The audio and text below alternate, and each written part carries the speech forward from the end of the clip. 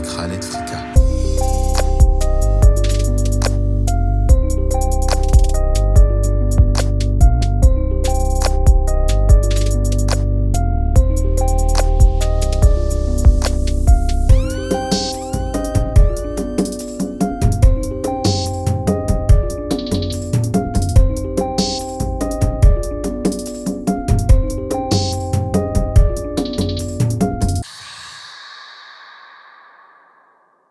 Je m'appelle Gaëlle Ravello-Harisson. Si je peux être attirée par toutes les formes de genre et d'identité qui peuvent exister, le plus important pour moi, ça reste quand même la manière dont je réussis à me lier à la personne. Donc je dirais que je suis demi, avec du coup demi option bi ou option pan, avec la possibilité d'entrer en lien romantico-sexuel avec n'importe quel genre. Quand les gens me demandent et que j'ai la flemme de faire justement une TED Talk sur ça, Ouais. je dis que je suis bi, Ok. mais que c'est difficile pour moi d'être attirée par les gens. D'accord. Donc en fait, demisexuel, c'est sur le spectre de ce qui est asexualité, aromantisme. Ok.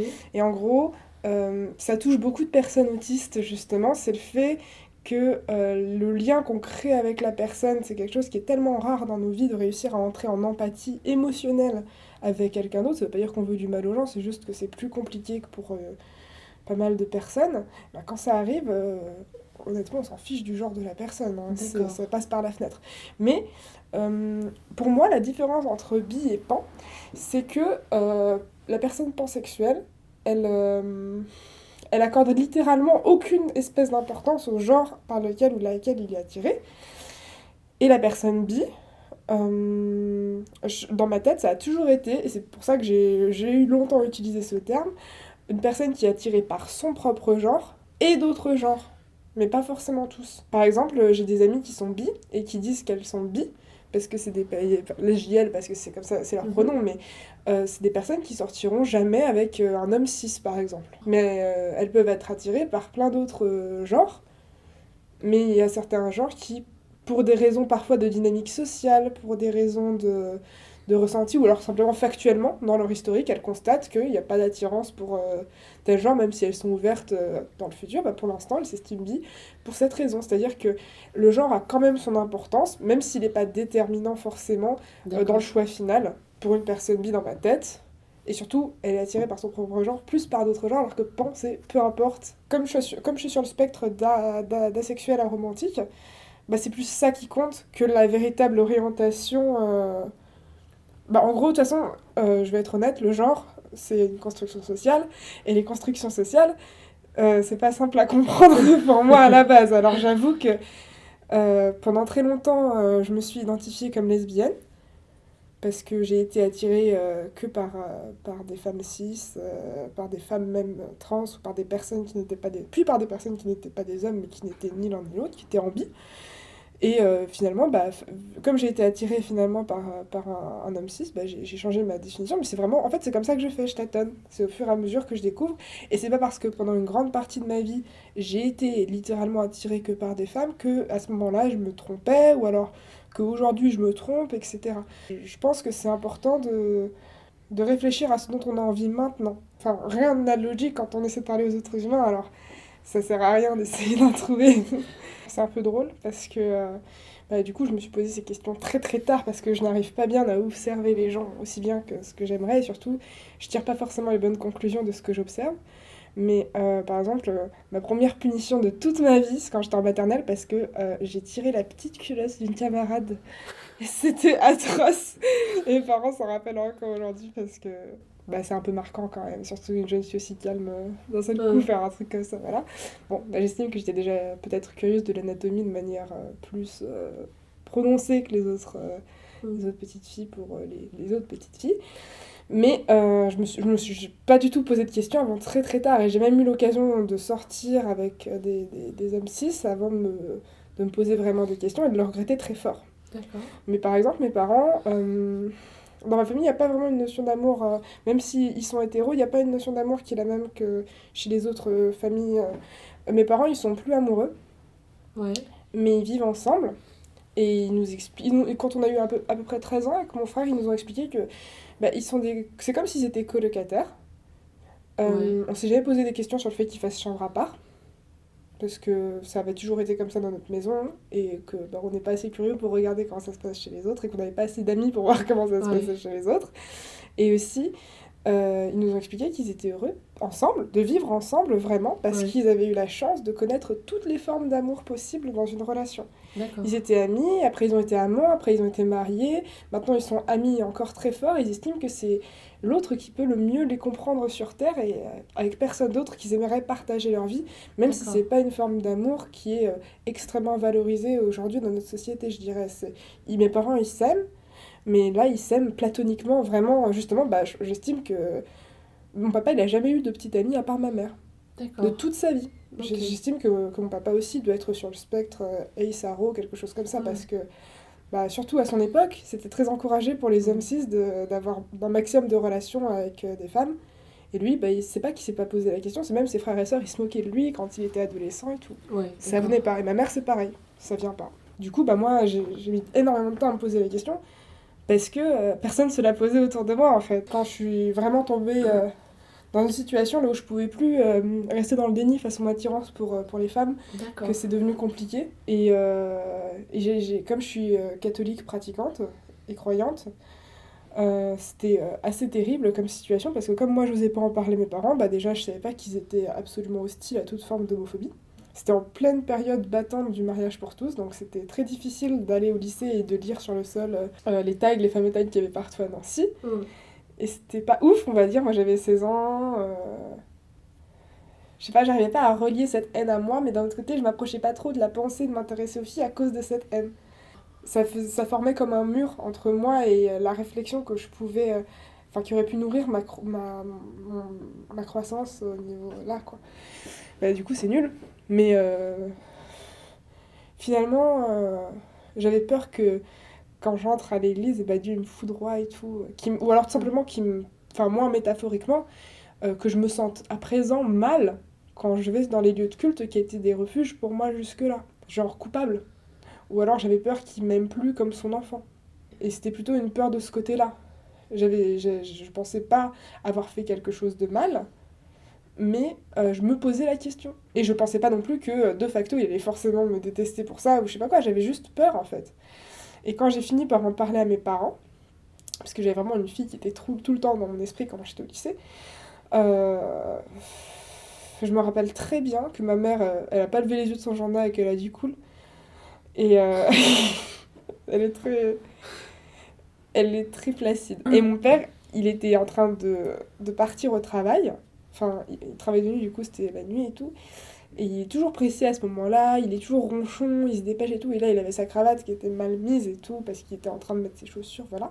Et du coup, je lui ai annoncé parce que j'arrivais pas... Enfin, j'avais pas réussi à lui annoncer dans la journée alors que je m'étais dit que je le ferais aujourd'hui. Du coup, bah, le pauvre, je l'ai chopé juste avant qu'il doive prendre sa voiture et aller au travail. Et bah, il s'est assis alors qu'il était en train de partir et il a pleuré. Il a commencé à pleurer. Et je me Ouais. suis sentie vraiment très mal. Je me suis dit, que j'avais déçu mon père, alors que c'est impossible de le décevoir en théorie. Enfin, il a toujours été avec moi et derrière moi. Et ma mère, là, elle a posé son magazine ou je sais pas quoi, elle lui a dit mais qu'est-ce que tu fais, qu'est-ce qui se passe et tout.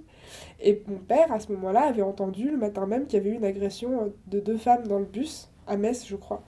Et du coup, il était en train de pleurer. Je ne vois jamais pleurer, mon père. Et il avait dit, elle va se faire frapper, elle va se faire frapper. Ça a été ça leur première réaction. Et plus tard, je lui ai demandé si, à son avis, Dieu, il me détesterait, etc. Et tout. Il m'a dit que bah non, pas du tout. Enfin, si jamais je me comportais bien, que mon but dans la vie c'était absolument pas de faire de mal à autrui et que j'agissais dans ce sens toute ma vie, il n'y avait aucune raison que Dieu me déteste. Et d'ailleurs, il a fait une intervention dans notre paroisse en faveur de l'amour du prochain et surtout en faveur bah, du rappel qu'il faut utiliser dans la religion catholique le libre arbitre de manière responsable et que c'est Mhm. pas à nous de juger les choses qui n'entrent pas en conflit avec la loi de notre État. C'est Dieu, une fois qu'on est mort, qui doit juger les choses que notre peuple, plus généralement d'humains, sur lesquelles il est toujours en conflit pour savoir si c'est bien ou mal. D'accord. Puisqu'on n'arrive pas à se mettre d'accord, bah, c'est pas à nous de juger et ce sera plus tard, quoi. Donc il a Ok. carrément pris la parole, sans mentionner que c'était de quelqu'un de sa famille pour lequel il intervenait. Et je lui avais pas demandé de faire ça, et le fait qu'il pense à ne pas me outer auprès de tout le monde, j'ai compris tout de suite que c'était pas par honte ou. Puisqu'ils sont toujours très droits, mes parents, c'était pour aussi me protéger justement parce qu'il avait tout de suite conscience de ce risque. Et finalement, j'ai fini par faire mon coming out et il n'y a absolument personne dans la communauté malgache à Nancy qui a mal réagi en fait. J'ai été très très privilégiée et chanceuse de ce côté. Car non seulement j'ai fait un coming out auprès d'un environnement qui est très majoritairement hétéro et pas du tout, je dirais, marginal, ce genre de choses, là où les gens ont tellement d'autres problématiques que c'est pas grave au final, ou ce genre de choses. Et en plus, dans un environnement religieux, plus le fait de ne pas avoir subi d'oppression dans le cadre intime, c'est une situation qui est extrêmement rare, mais j'espère qu'elle va se généraliser à l'avenir parce que c'est comme ça que ça devrait se passer. Moi, je suis une femme cis, et du coup, il y a une partie des discriminations les plus violentes auxquelles, et surtout une femme cis qui correspond visuellement à l'identité de genre cis, ce qui m'a permis d'échapper à une partie des discriminations qui étaient subies devant moi par mes partenaires. Mais j'ai quand même eu mon petit lot de moments joyeux. Par exemple, à la journée des arts, dans mon lycée, j'ai fait une installation avec une sculpture suspendue et tout machin. C'était la semaine après que j'ai commencé à sortir avec une personne dans ma classe qui se présentait à ce moment-là comme une femme cis. Et du coup, on l'a retrouvée à la fin de la journée dans les toilettes avec écrit Sale Gwyn dessus. Mais en fait, c'était tellement petit et mesquin, et surtout en fait à la fin, ma sculpture elle était en carton, et du coup elle était toute petite et molle dans mes mains. Je me suis dit que ça valait pas le coup d'en parler, et que de toute façon je pouvais facilement passer à autre chose, donc je l'ai juste jeté. En fait, c'est difficile pour moi de décrire ce que je ressens dans ces situations, mais je dirais que sur le coup j'ai ressenti comme un vide. Et après j'ai eu un peu envie de vomir, mais pas comme si j'étais triste, mais plutôt comme si j'étais dégoûtée. Plus tard, quand j'ai voulu faire des projets qui me mettaient en visibilité, cet événement m'est revenu en tête, et ça a peut-être été un frein. Mais pour autant, je me suis jamais consciemment empêchée de faire des choses à cause de ça. C'est la première forme de discrimination que j'ai connue par rapport à ce problème-là. Et puis plus tard, évidemment, donc la personne du coup avec qui j'ai fini avec qui je sortais à ce moment-là, correspondait encore à un visuel cisgenre. Et plus tard, je suis sortie avec des personnes qui étaient parfois des femmes cis, mais qui ne correspondaient pas du tout à l'idéal féminin tel qu'il est présenté dans la société patriarcale.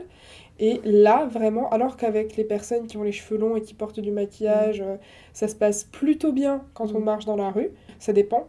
Le pire qu'on ait eu, c'est des situations d'hypersexualisation de la part des hommes qui nous demandent si on veut un plan à trois, qui nous disent elles sont mignonnes, hein, et tout machin, voilà.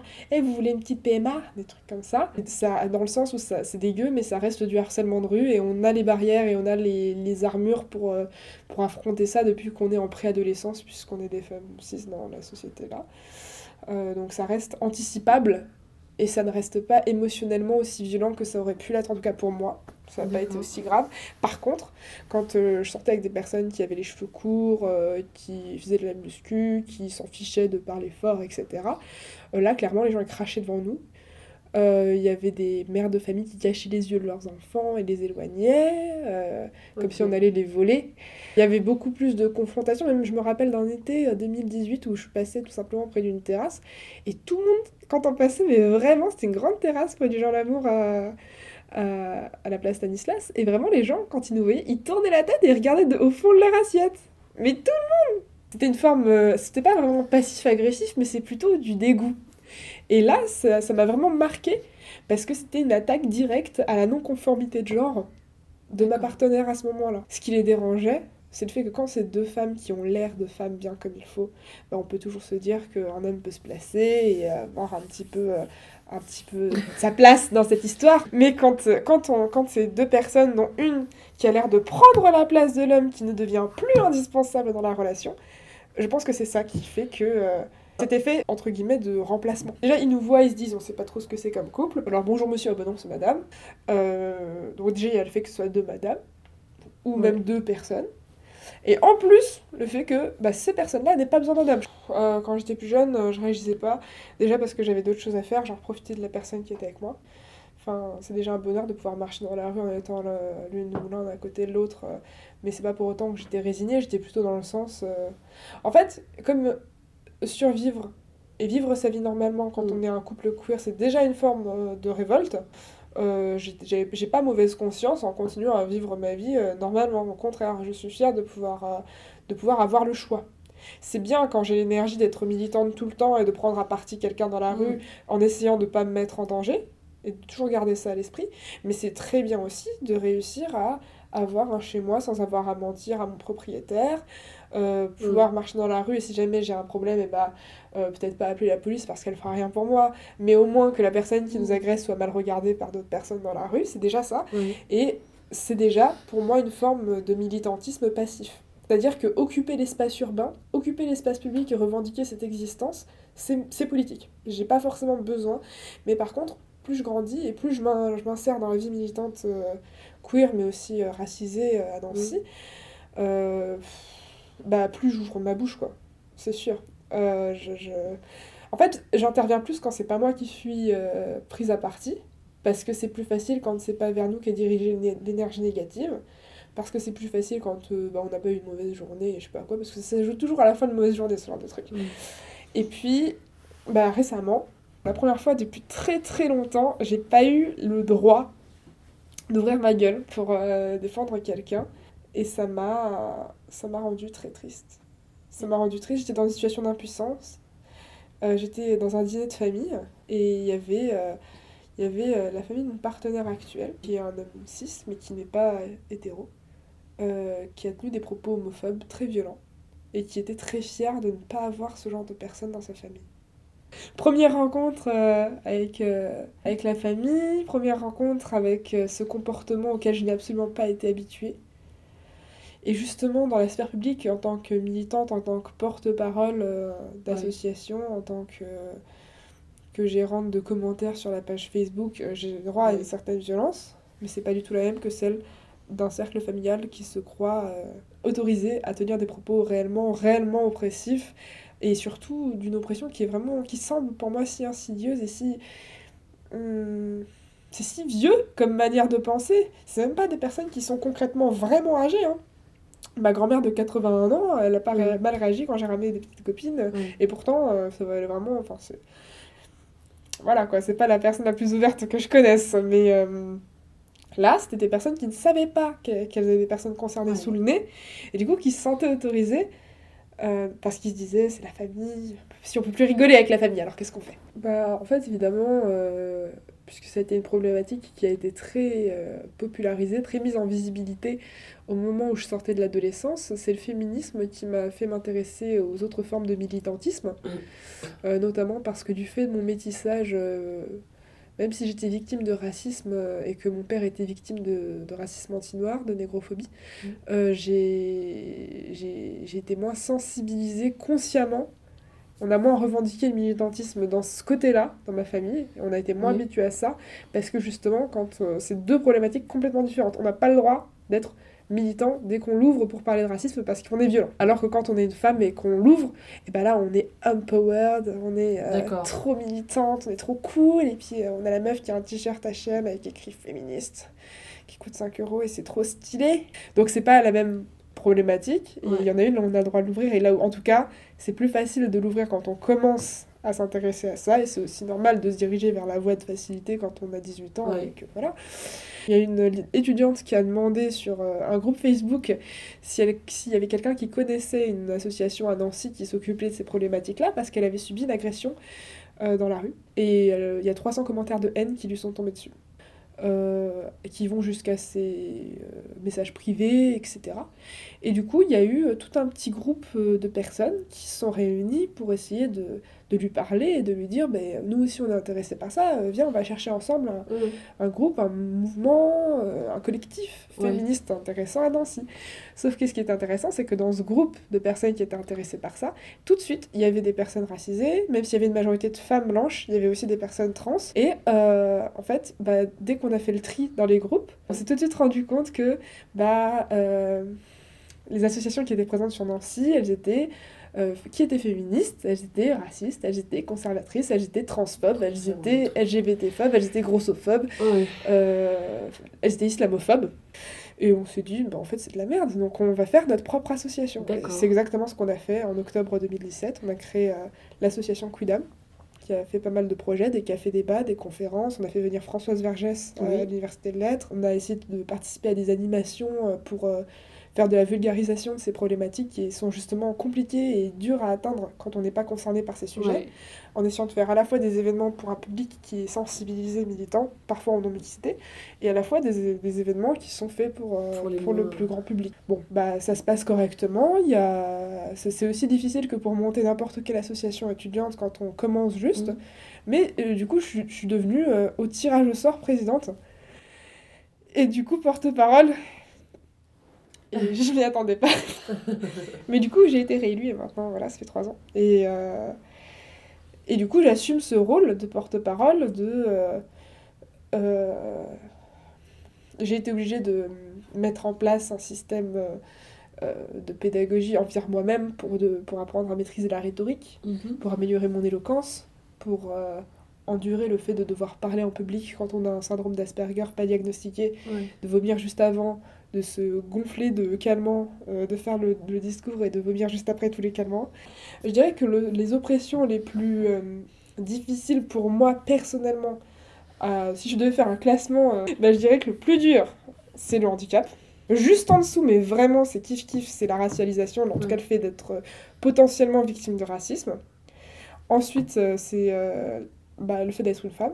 Et ensuite, c'est la LGBT-phobie parce que j'ai le privilège d'être cis et parce que bah, ma bisexualité m'épargne une grande partie des propos et des formes d'oppression qui sont dirigées envers les personnes qui sont uniquement attirées par un seul sexe, même si on condamne quand même beaucoup. En fait, il y a 2 formes d'oppression qui sont homophobes ou pas Oui. hétérophobes. C'est condamner le comportement, le fait d'avoir un comportement homosexuel, et condamner le fait d'être homosexuel. Ça va être une personne qui est hétéro, mais qui fait une expérience avec quelqu'un qui est consentant, j'espère, et Oui, vaut mieux. Ouais. qui est au courant que c'est une expérience et qui est du même genre, ou alors qui possède les mêmes appareils génitaux, ou qui n'est pas conforme à l'hétéronormie cis-het, Mhm. et qui va subir des remarques pour ça. Cette personne n'est pas homosexuelle, elle n'est pas bi, ou voilà, Ouais. elle a voulu essayer quelque chose, on la condamne pour son comportement Ok. homosexuel. L'identité homme, en partie pour moi, Ouais. elle comprend cette notion d'orientation hétérosexuelle. C'est vraiment lié et ça explique pourquoi est-ce que ça va être des comportements aussi infimes qui veulent pas forcément dire que la Mhm. personne va être homo, qui fait que eh ben, il y a une condamnation si violente des petits garçons qui veulent toucher du rose ou je sais pas Ouais. quoi. On peut avoir. J'ai été vendeuse chez Aubert ou alors J'ai été vendeuse dans des magasins pour les bébés ou alors Mhm.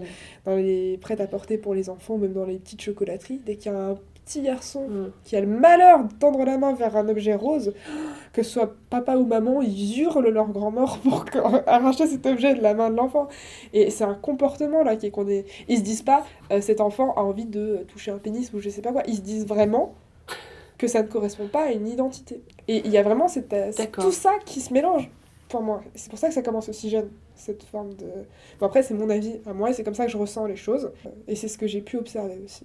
Mais je pense qu'il y a pas mal de personnes qui n'aiment pas se déclarer qu'il ou elle se sentit victime, parce Oui. que ça a l'air de placer dans une position, comment dire, misérabiliste un petit peu.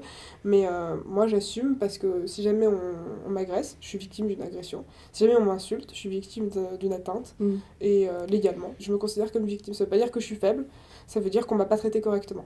Ça, c'est vraiment une non-conformité aux impératifs qui relèvent des identités de genre et bah du coup l'hétéronormie et tout ce qui en découle, la transphobie, l'hétéronormie. Moi je suis pas concernée par la transphobie mais je pense que c'est intrinsèquement lié, vraiment. Quel que soit le type de discrimination, que ce soit le validisme, que ce soit les discriminations raciales ou alors bah, l'homophobie ou le sexisme, c'est très difficile à combattre parce que non seulement ça vient de l'ignorance, l'ignorance c'est un- comment dire, une source de discrimination, un foyer qu'on ne peut pas ignorer, mais ça vient aussi du fait que ça fait physiquement, psychologiquement se sentir bien les personnes qui nous font du mal. Pour moi, c'est une Mhm. conjugaison des deux.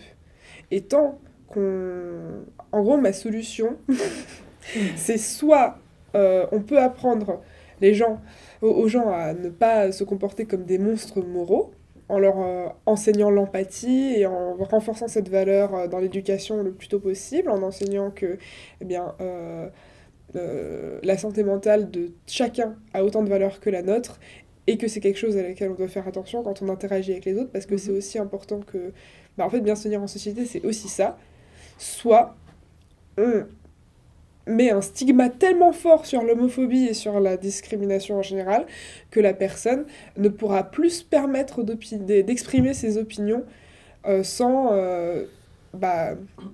elle-même subir des conséquences de la responsabilité de ses actes, quoi. En gros, je sais que je pourrais pas changer le cerveau des homophobes, mais ce que je peux faire, c'est m'arranger pour qu'ils soient virés s'ils agissent sur leur homophobie envers moi. J'ai pas d'espoir de modifier vraiment la psyché des personnes qui me veulent vraiment consciemment du mal, en étant éduquées, en sachant qu'on a le même cerveau, la même